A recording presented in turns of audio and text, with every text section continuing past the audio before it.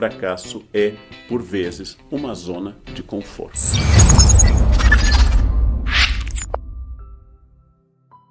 Não adie as mudanças. Muitas vezes disseram isso a você.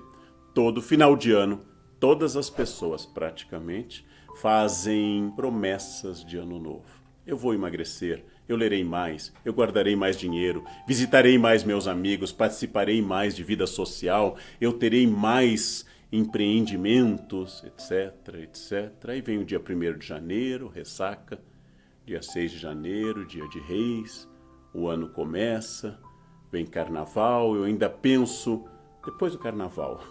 E por fim, o ano se torna igual.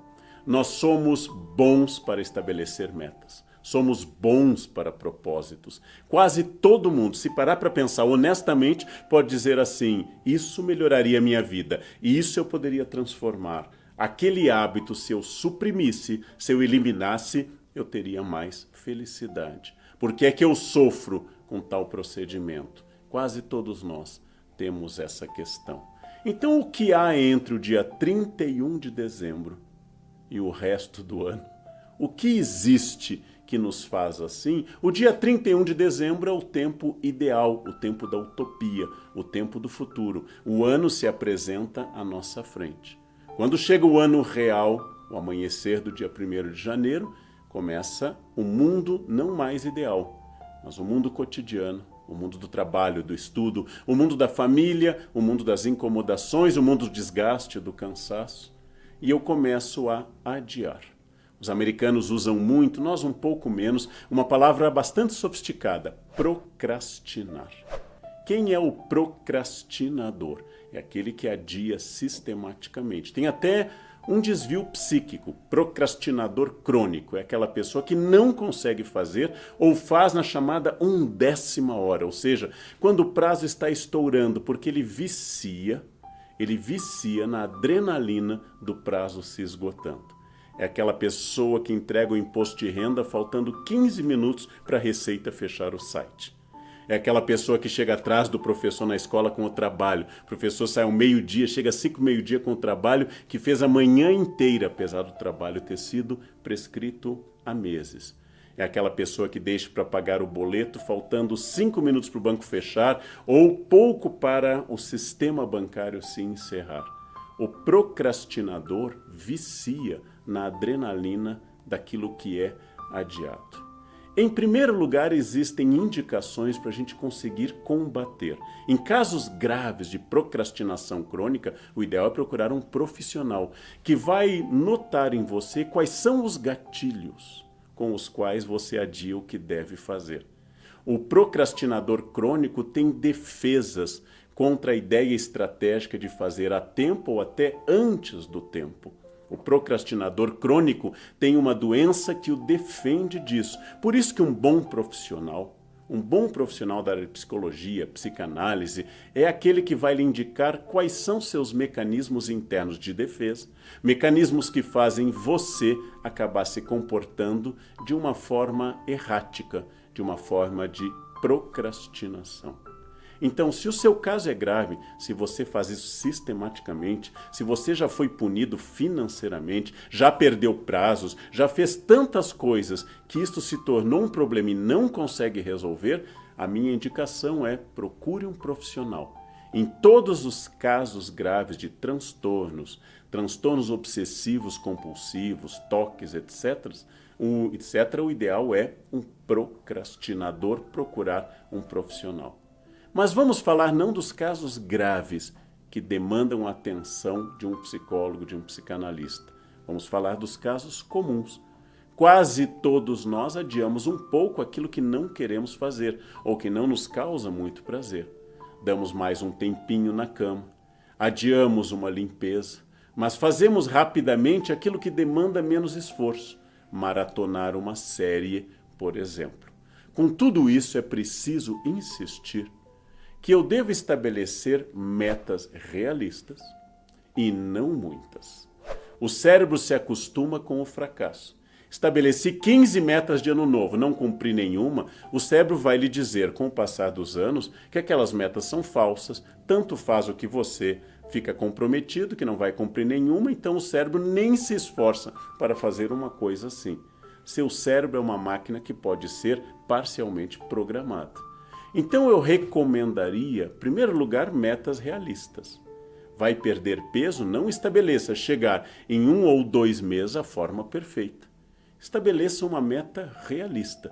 E quando você atingir essa meta realista, no mês de janeiro eu quero perder 2 quilos e eu atingir, você comunica a você mesmo que você atingiu uma meta, que você é uma pessoa que cumpre essa disposição, que você pode agora, no mês de fevereiro, estabelecer mais uma meta.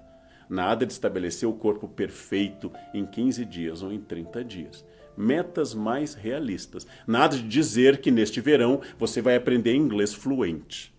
Nada de dizer que você vai resolver nos próximos 15 dias todos os seus problemas de redação em português. Nada de falar que daqui até segunda-feira você vai dominar perfeitamente aquele software que você fica enrolando há tanto tempo. Estabeleça metas realistas. É melhor menos cumprido e mandando ao cérebro a mensagem e recompensando a você mesmo por ter atingido a sua meta do que estabelecer metas ousadíssimas, vastas, que você nunca vai conseguir e vai se acostumando com o fracasso, porque o fracasso vicia. O fracasso é algo que permite que eu não faça mais nada. Eu não dei certo mesmo. Meu corpo é assim, eu não vou conseguir mudar, eu nunca aprendi inglês, eu não consigo ler sistematicamente, eu não consigo guardar dinheiro. O fracasso vai liberar de qualquer esforço. O fracasso, com frequência, não sempre, e para quem não ouviu ainda, não sempre, o fracasso é, por vezes, uma zona de conforto. Ou seja, se eu não preciso mais obter nada, se eu não vou mais crescer, evoluir, me transformar, se a minha zona de conforto é o meu limite total de reino, para que fazer alguma coisa? Por que tentar algo? Eu sempre estarei lá, no mesmo lugar fracassado. Existe uma acomodação no fracasso. Por isso, primeiro conselho, metas realistas, modestas. Atingiu as metas modestas, você pode pensar, eu tenho condições para isso. Eu quero perder 2 quilos, eu dei um exemplo. Eu quero perder 2 quilos em janeiro e manter em fevereiro esses 2 quilos perdidos. Excelente meta. Conseguiu manter? Em março eu vou para mais 1 quilo ou 2, se é o meu objetivo. Eu quero agora fazer a seguinte meta. Entre 2021 e 2023 eu vou aprender inglês. 2 anos é um bom prazo para uma língua. É um prazo mínimo para você estabelecer alguma fluência. Qual é a condição financeira que eu tenho para curso? Qual é a condição de tempo? Qual é o meu ritmo de aprendizagem? Vou estabelecer que no primeiro semestre eu quero fazer um curso via internet, por exemplo. São, em geral, mais baratos. Ou eu posso fazer com um professor particular. Eu vou estabelecer essas metas e é muito bom que você avalie e veja o seu progresso. O progresso em uma língua se dá por patamares e não por saltos. Eu chego a um patamar e ele fica estável. Eu preciso forçar para chegar a outro patamar. E assim eu vou forçando para níveis. Eu nunca termino de estudar uma língua. Veja, você e eu falamos português desde o berço. E você e eu bastante, temos dúvidas na língua portuguesa. Então não imagine que você será perfeito em outra língua, porque você não é perfeito na sua língua materna, como eu não sou. Então não tenha essa pretensão de perfeição. Mas, se você é capaz de ler um texto básico, fazer uma comunicação, uma reunião, uma apresentação simples, isso é um patamar extraordinário. E a esse patamar você vai acrescentando mais conhecimento. Quero guardar dinheiro. Quais são minhas despesas fixas? O que eu quero? Qual é a meta? Guardar dinheiro sem meta não adianta. Os especialistas insistem, eu tenho que ter meta. Quero dar entrada em um apartamento? Qual é o valor do apartamento que eu quero? Quero trocar de carro? Quero ter uma reserva equivalente a 1 ou 2 salários por ano? O ideal, os especialistas dizem, são 3 salários por ano para emergências, despesas médicas ou tudo aquilo que nos surpreende. Nesse caso, estabeleça a meta. Faça essa meta constantemente. Busque essa meta. Recompense se você se atingiu. Ou seja, se você se atingiu, aqui significa se você atingiu aquilo que você determinou. Por isso eu estou usando nessa forma estranha. Você se atingiu, você atingiu o seu próprio patamar excelente. Estabeleça a seguinte meta: eu posso ler todos os dias por 15 minutos. Todo mundo tem 15 minutos durante o dia. E quem lê 15 minutos por dia vai criando um mecanismo cerebral que vai se afeiçoando ao hábito. O hábito, diz Aristóteles, é uma segunda natureza. O hábito pode ser mudado pelas pessoas. O hábito resiste, mas o hábito pertence àquele que o criou, o seu cérebro.